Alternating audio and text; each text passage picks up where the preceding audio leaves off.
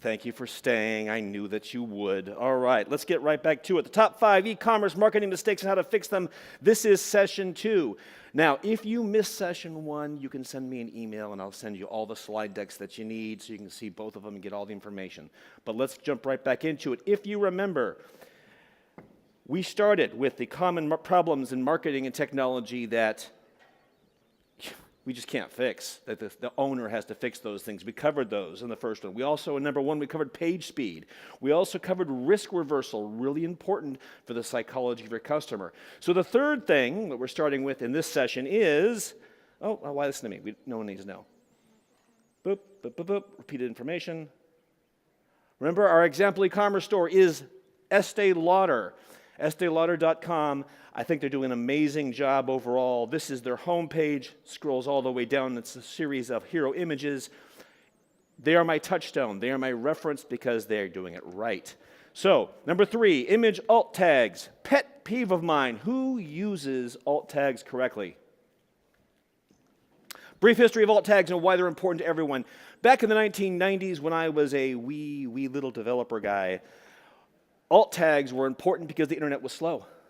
That's where it came from, you know. The internet was so slow, connection speeds were so slow, sometimes images just would not appear and you'd get this little tiny X where it was supposed to be.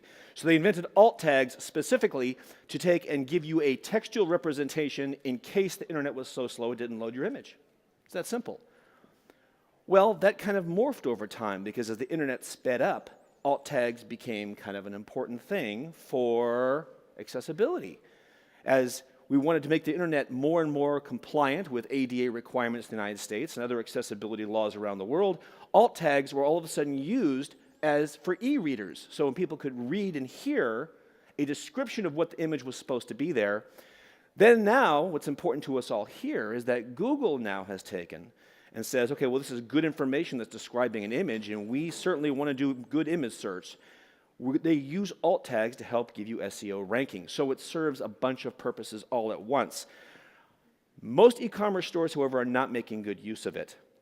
Estee Lauder, however, they're doing okay. This is the alt tag, however, they're not doing a very good job with it. This is the second point of criticism. Remember, we had one point of criticism under risk reversal for Estee Lauder. Here's a second point of criticism. This technically is not ADA compliant. Note the alt says, see where it says alt? Just says daywear. This is not compliant. It does not tell somebody, an e-reader, exactly what's there. They're also wasting a great deal of the SEO value. I would write it like this. I fixed it for them. All right? Estee Lauder Daywear Cream Antioxidant Hydrating Cream Moisturizer with SPF 50 Sun Cream 1.7 ounce jar. This is now something that is ADA compliant. It gives a full description of what that is, and I gotta tell you, that's going to get you a little more link juice when you're doing little SEO, when you're SEOing your site. Do you all agree with that? Is it better? You may write it a little bit differently, but I think we all agree that that's better.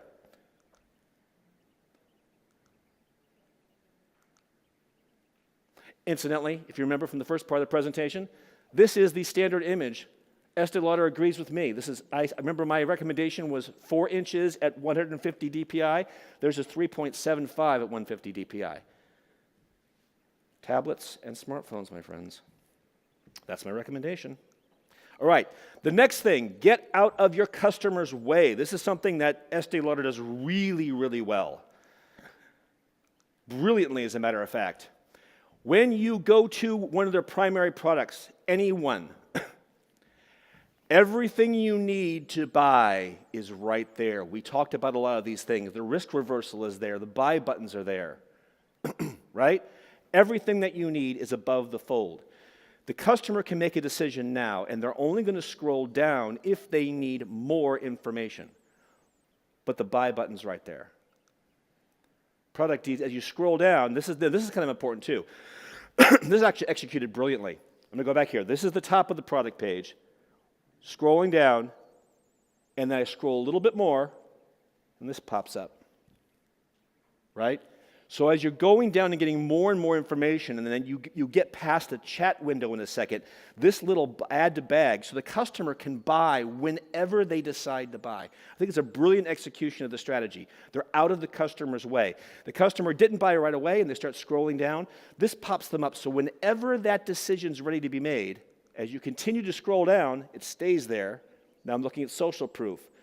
Now I'm looking at complementary products.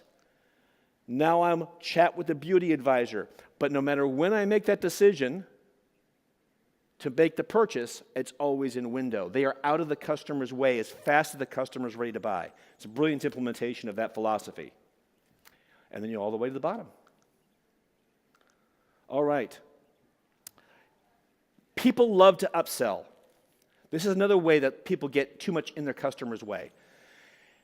When you go to buy, you're instantly given an invitation to go to your checkout. Very common practice. However, a lot of people instead take the customer away and interrupt the buying process by showing upsells, other things to buy. Estee Lauder split the difference on this really effectively. They didn't want to get in the way of the customer making that individual purchase. Cart abandonment is a big issue. It's one of the biggest issues facing e-commerce today. Somebody selects a product, they go to the shopping cart, and then they stop somewhere in the shopping cart process and they abandon it. And then you have to pay for retargeting ads to figure out what happened to them. Estee Lauder split it that you go through your shopping cart and you're given this choice as you're checking out. It doesn't take you away from the shopping cart. Their upsell products are, say, choose 2 more samples. If you spend $21 more, you get another free sample of stuff. You get to choose one. So they've made it very, very easy and intuitive for the customer to keep walking through, and it doesn't feel like they're being upsold. So they're out of the customer's way. True. Let the customer order as soon as they are ready and not 1 second later. It's great to think past the sale, but not at the expense of the current one. And too many websites these days are doing it at the expense of the current sale. Number 5, payment methods. This is a sore spot with me, specifically because I've got a background in economics as well. Human behavior. Let's talk and say, what is the matter with all of you people out there? The matter is, you're not worried about how your customer wants to pay. You're worried about how you want to be paid. Now, I'm speaking generically, but I see it so often. True. When a customer wants to throw money at you, don't quibble over pennies. Note, Estee Lauder agrees with me. They allow the PayPal button right in line, right? Or I can continue to check out. I love PayPal. Let me tell you my personal buying habits online. This is true for me, and believe it or not, it's true for a lot of people, but I'm a specific example use case of this. I probably would trust Estee Lauder right out of the bat, but when I'm shopping online, if it's not a site that I'm familiar with, I want to use PayPal because I don't know if I want to give them my credit card number yet. I got this thing, right? And I know that if I pay with PayPal, it takes me away. I do a third-party authentication through a secure link, and it comes back. That vendor does not see anything that PayPal doesn't share with them, and I'm safe and protected. That's what I like when it's a new vendor. After I've done business with you a few times, I might give you my credit card number. I might open one of your store accounts. Then when you have the opportunity, you can still pay with PayPal or secure checkout, and I do get it. I recommend that every e-commerce store, at a minimum, take all of these forms of payments. And I do understand. I actually have empathy because, heck, American Express, what is it, like over 4%? What's the thing? It's like 4%, right? It's huge. Some of them charge 2.7%. Some charge 2.5%. They're getting a piece of your money, right? But the reality is, it's what is in the customer's mind, how they want to pay that is really more important. And yes, it takes a little more development. And yes, it takes a little bit more time. And yes, that they all have different closeout rates. You know, with some of them you get paid in 2 days, some of them you get paid in 1 day, some of them there's a clip, whatever it is, right? All those are problems and they're inconveniences for the business. But in my experience, and the data backs this up, When the customer feels comfortable paying in a certain methodology, you let them do it that way. Now you notice there's kind of a Alipay's out there. Who takes Alipay now? Let me tell you why it's important. I'm going to quote United States figures. 1.7 million people who use Alipay visit the United States every single year. In addition, there's 2.4 million people who have Alipay accounts who are either temporary or permanent residents in the United States. There's a coffee shop near the university. I'm finishing a master's degree in economics. There's a coffee shop right nearby, and I walked in, and they accept Alipay because all those exchange students, right, are buying coffee, and they're comfortable buying coffee using the Alipay that they got when they left the house, right? In addition, it does make you look bigger. Believe it or not, that means something. Remember one time when I was working with Smarter Tools years and years ago, one of the biggest innovations we did is we had our newsletter was put out in 12 different languages. And we were the smallest companies to ever do something like that.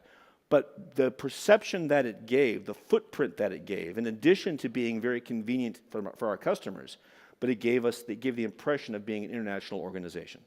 So there's that benefit as well. I think it's good for you. So, again, I'm going to hit it again. When a customer wants to throw money at you, don't quibble over pennies. Take as many standard large payment methods as you can possibly do and make it convenient for your customer. Now, this has been broken into 2 different sections. Session 1 and Session 2, we went fast. This is my email address. I will send you both slide decks if you want them, or if you just missed one of the slide decks, I'm happy to send you the one that you missed.